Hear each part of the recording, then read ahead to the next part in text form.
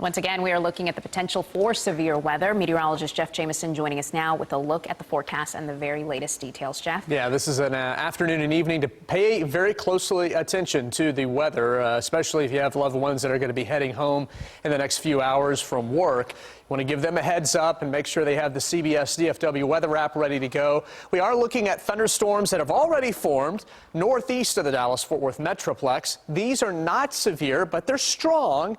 And they're getting a little bit stronger, especially here in Collin County. You see some of these storms, especially north of McKinney. Also some showers up in Grayson County.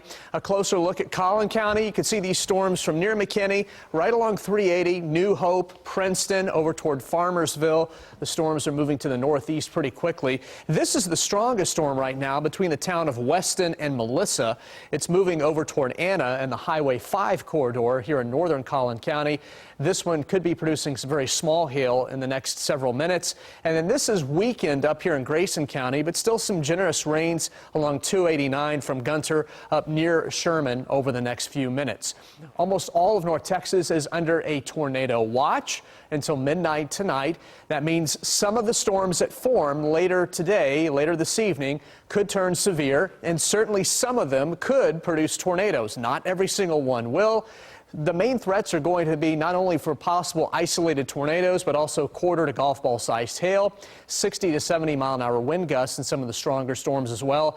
And of course, we'll have a lot of lightning with these very electric storms expected once again for this evening. Here's a look at it on the FutureSky Forecast. So you can see how the storms really going to start blossoming over a greater area as we make our way closer to 6 o'clock. Here's 6 o'clock on the clock there.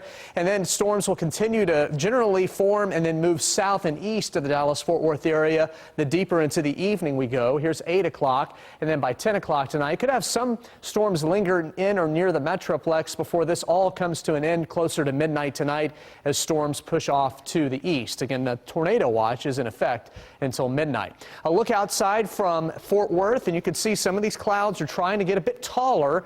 That's one of the things we look at as we're waiting to see if storms are about to develop. Those cumulus clouds get a little bit more vertical development. Temperatures are very hot this afternoon, mid-90s, but look at what it feels like, anywhere between 105 to 108. Nasty out there because of the high humidity air, and so these are oppressive heat index numbers. So much, in fact, that a heat advisory has been issued for our far southern and southeastern counties, including Navarro, Henderson, and Anderson counties. This may be moved a little bit farther north to include the Metroplex tomorrow, because I do expect tomorrow for it to be just as hot. Temperatures will be near 96 on Thursday.